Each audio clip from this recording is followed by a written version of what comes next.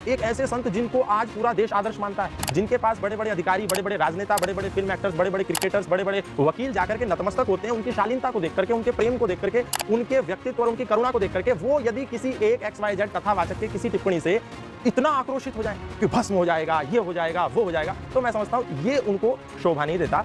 यही नहीं, अभी और सुनिए। भगवान कृष्ण की 16,108 रानियों में कहीं राधा जी का नाम है क्या? अरे बोलो जम के, नहीं है।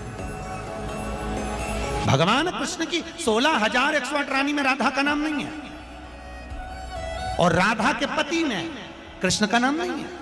राधा जी के पति का नाम क्या है? अरे बोलो जम के, अभी तो बोले थे हमारे श्रेणी जी और सब लोग बोलते थे कि हमारे यहाँ भागवत हुई, तो बताओ राधा जी के पति का नाम क्या है? क्या नाम है राधा जी के पति का? अनय घोष। क्या नाम है राधा के पति का? अनय घोष। राधा जी की सास का नाम था जटिला, ननन का नाम था कुटिला। राधा जी का विवाह हुआ था ग्राम छाता। कहां की रहने वाली थी राधा? जम के बोलो। है बरसाना। पक्के में बरसाने की राधा नहीं थी, राधा जी थी रावल गांव की। बरसाने में तो राधा जी के पिताजी की कचेरी थी, जिसमें राधा वर्ष में एक बार कचेरी पर जाती थी, इसलिए उसका नाम है बरसाना, वर्ष में एक बार आना, उसको कहते बरसाना, जहां राधा जी के पिता की कचेरी थी। कल हमको एक क्लिप दिखाई गई किसी भागवत प्रवक्ता की, वो लाडली जी के विषय में बोल रहा है कि राधा ऐसा, राधा ऐसा है। 4 श्लोक पढ़ लिए, भागवत प्रवक्ता बन गए। कभी बैठे हो संतों के चरणों में?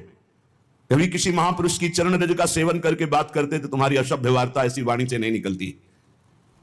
चर्चा की जाती है प्रभु की, प्रभु में अनुराग प्रकट करने के लिए, स्वयं में, और जो सुने उसको भगवान में श्रद्धा हो जाए, प्रियाजू में श्रद्धा हो जाए। जो हमारी लाडली जी के विषय में एक भी बात नहीं जानता, वो लाडली जी के विषय में बोलने का अधिकार क्या जानता है लाडली जी के विषय में? पब्लिक तार्किक है महाराज जी। मैं ये कहना चाहती हूँ कि जब आप लोग ही भ्रमित हैं तो आप लोग हमें कैसे रास्ता दिखा सकते हैं?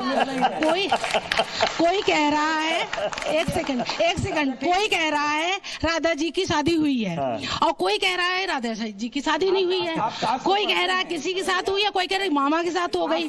तो भाई हाँ बिल्कुल पढ़ते हैं। तो एक नहीं, मुझे एक बात बताइए, आप लोगों के सबके शास्त्र अलग अलग हैं क्या? क्या चीज? आप लोगों के सबके शास्त्र अलग अलग हैं, जो अलग अलग बातें कर रहे हैं। शास्त्र एक है। हाँ? शास्त्र एक है। हाँ? शास्त्र का अर्थ भी एक है। हाँ बिल्कुल। लेकिन उस शास्त्र के अर्थ को समझने के लिए बुद्धि दिव्य चाहिए। दिव्य बुद्धि आती है भगवान के भजन से। तो नहीं, आप लोग भ्रमित कर रहे हैं हम लोगों को। नहीं, आप भ्रमित कोई भाई, नहीं। आप लोग आप इतने लोग हैं, कोई कुछ बता रहा, कोई कुछ बता रहा, कोई कुछ बता रहा, और कोई कुछ बोल रहा है। किसी के कहने से आप मत मानिए। गोपाल सहस्त्र नाम कह रहा है राधापति उदार धी, आप वो मान लीजिए। राधा कृष्ण की नहीं, संपूर्ण ब्रह्मांड में किसी और को दे दीजिए। अच्छा ये बताइए, आपने कहा कि कुछ समझ में नहीं आ रहा है, आपने कहा आपको लग रहा है कि सब भ्रमित है। जरा माइक दूसरे को दीजिए, जरा उनको बताते हैं शास्त्रार्थ में कुछ समझ में आया अभी तक किसी को? दीजिए माइक दीजिए। बिल्कुल नहीं आया। एक सेकंड सर, एक सेकंड। वो अलग बता रहे, वो अलग बता रहे, वो कुछ और बता रहे। इन पाखंडी कथावाचकों और संतों ने सनातन धर्म का बेड़ा गर्क कर दिया है। इनके ज्ञान से सदियों से समाज भ्रमित है, लेकिन जनता अब इनसे सवाल करने लगी है और इनके दंत कथाओं पर विवेचन करने लगी है। देखिए एक और महत्वपूर्ण वीडियो। मेरी एज इतनी नहीं है कि मैंने पूरा इतिहास पढ़ लिया हो, लेकिन अगर आप करेंगे तर्क तथ्य और प्रमाण की बात, तो इतना जरूर है कि महाभारत ग्रंथ जो आरंभिक काल का, जिसको जय संहिता कहा जाता है, उसमें कहीं पर भी राधा रानी तो छोड़ दीजिए, तो 2 चीज़ आपने जोड़ दी हैं, राधा का भी वर्ड यूज नहीं हुआ है। अब राधा रानी के विषय में जो बात करने की बात आई, तो ये उस तरीके से है कि दूसरी तीसरी क्लास का बच्चा बोलता है ब्रेन सर्जरी के बारे में बताओ। राधा रानी जी का विषय ऐसा है, एक बार आइए हमारे साथ, राधा रानी जी के दर्शन कराते हैं ना आपको, प्रोसेस में चलिए। आपने पहले रिजेक्ट कैसे कर दिया? हम सबसे ये कहते हैं एक्सेप्ट भी मत करिए, हम नहीं कहते आपसे एक्सेप्ट करिए, परंतु हम ये कहते हैं रिजेक्ट भी मत करिए। आपने सिर्फ किसी के कहने पर रिजेक्ट कर दिया, क्या आपने उसको एक्सपीरियंस किया है? जबकि हमारे सारे वेद उपनिषद पुराण क्या कहते हैं? एक्सपीरियंस करो। हमने रामभद्राचार्य जी ने भी इस पे बहुत सारी बातें कही, प्रेमानंद महाराज जी ने भी बहुत सारी बातें कही।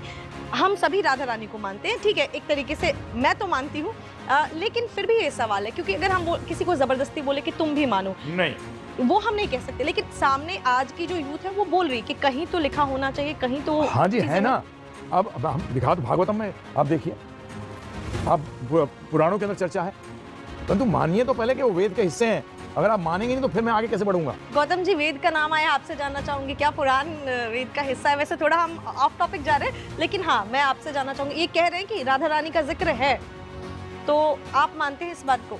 जी मैं तो ये मानता हूँ, अगर फैक्ट की बात की जाए कि पुराण वेद का हिस्सा है या नहीं, तो जहाँ तक हमने अपने गुरुकुलों में आचार्यों से पढ़ा है तो पुराण तो वेद का हिस्सा हमको नहीं पढ़ाया गया। और यदि पुराणों का अवलोकन भी किया जाए, जैसे अंकुर जी ने और प्रभु जी ने भी बताया कि राधा शब्द का वेद में तो वर्णन नहीं है, महाभारत में भी वर्णन नहीं है। हाँ, ब्रह्म वैवर्त पुराण में राधा का वर्णन ज़रूर है, परंतु राधा का वर्णन होने के साथ साथ उसमें बहुत सारी ऐसी आपत्तिजनक, अभद्र, अमर्यादित भगवान श्री कृष्ण और राधा के संबंध में ऐसी बातें हैं जो मुझे लगता है कि स्वीकार्य नहीं है।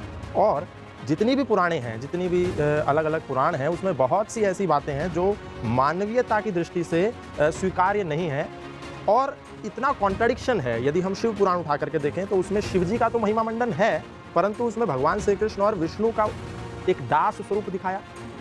भागवत पुराण उठा करके देखें तो भगवान श्री कृष्ण को ही सुपर गॉड और बाकी सब सेमी गॉड। तो ये जो कॉन्ट्राडिक्शन है, दूसरी बात मैं कहता हूँ, हाँ कोई देवीय स्वरूप मान करके उनकी आराधना करता है, उपासना करता है, साधना करता है, तो वहां तक ठीक है। परंतु यदि कोई संत, एक ऐसे संत जिनको आज पूरा देश आदर्श मानता है, जिनके पास बड़े बड़े अधिकारी, बड़े बड़े राजनेता, बड़े बड़े फिल्म एक्टर्स, बड़े बड़े क्रिकेटर्स, बड़े बड़े वकील जाकर के नतमस्तक होते हैं, उनकी शालीनता को देख करके, उनके प्रेम को देख करके, उनके व्यक्तित्व और उनकी करुणा को देख करके, वो यदि किसी एक XYZ कथावाचक के किसी टिप्पणी से इतना आक्रोशित हो जाए कि भस्म हो जाएगा, ये हो जाएगा, वो हो जाएगा, तो मैं समझता हूँ ये उनको शोभा नहीं देता। उनने अगर कह भी दिया सो कह दिया, लेकिन आप वो ये बोले, इस बात के बाद प्रतिक्रिया उन्होंने दी कि हमारी राधा रानी के बगल में कृष्ण पीक दानी लेकर के खड़े रहते हैं। तो ये तो मतलब आपने राधा जी को, ठीक है मैं राधा जी का सम्मान करता हूँ, मैं भी उनको नतमस्तक होता हूँ, परंतु उनको अपग्रेड करने के लिए आपने कृष्ण को क्या दिखाया कि वो तो पीक दानी, मतलब कृष्ण एक कटोरा लेकर के खड़े हैं और उसमें राधा रानी फूक रही हैं। ये आपने डिग्रेड कर दिया भगवान श्री कृष्ण को, इससे मैं सहमत नहीं। दूसरा, बहुत सारे हमारे कथावाचक ऐसे हैं जो कि राधा रानी के पीछे लट्टू रहते हैं, भगवान श्री कृष्ण उनको एक झलक पाने के लिए उनके पीछे कायल रहते हैं। तो ये वाला वर्जन जो है ये ठीक नहीं है। हाँ, आप देवता स्वरूप मानिए तो ठीक है, लेकिन आप उनके कैरेक्टर को यदि खराब करके प्रदर्शित करेंगे, उसको गलत तरीके से प्रस्तुत करेंगे, तो फिर ये जो है स्वीकार्य नहीं होगा। तीसरी बात मैं इसमें एक ऐड करना चाहता हूँ कि ये इस तरीके से चलिए ठीक है, कोई फैक्ट नहीं है अगर पुस्तकों में, तो भी हम देवता की दृष्टि से उनको मान सकते हैं। दर्शकों, जनता तो जागरूक होने लगी है, इन पाखंडी गुरुओं से सवाल करने लगी है, लेकिन एक सवाल और है कि इन धर्म गुरुओं का आपस में इतना विरोधाभास क्यों? क्योंकि सारे के मार्ग न्यारे न्यारे, कोई कुछ कह रहा है, कोई कुछ बता रहा है, कोई कुछ कह रहा है, वो उसकी निंदा कर रहा है, उसकी वो सचमुच निंदा कर रहे हैं और दास केवल यथार्थ बता रहा है। तो साधु संतता इकट्ठे होने चाहिए। अगर वो संत है, एक दूसरे से विरोध नहीं होना चाहिए उनको, और सब ने मिलकर, मान लीजिए दास तो ज्ञान बता रहा है और किसी को इस पर आपत्ति है, वैसे तो आपत्ति दास छोड़ता है को नहीं, क्योंकि साथ लालटेन दिखा देता है, ये टॉर्च, कि आप ये बोल रहे हो श्रीमान जी, आपकी ये पुस्तक है, आपने लिखा है और हमारे वेद ये बता रहे, तो उसकी जुबान पर टेप लग जाती है, वो बोल सकता नहीं, हिल सकता नहीं। फिर वो बकवाद करता है, वो तो गुड्डा है, झूठा है, उसकी बातें मत सुनना है, वो तो निंदा करता है। और क्या बोलेगा फिर? यही बोलेगा, अरे एक बात तो बता दो, तेरी निंदा करी हो, तुझे गुंडा कहा हो, तू चोर कहा हो या ठग कहा हो, तेरे ज्ञान मत रोटी ढूंढी है, वो वेदों से कंपेयर की है, सदग्रंथों से कंपेयर, इतना किया दास ने।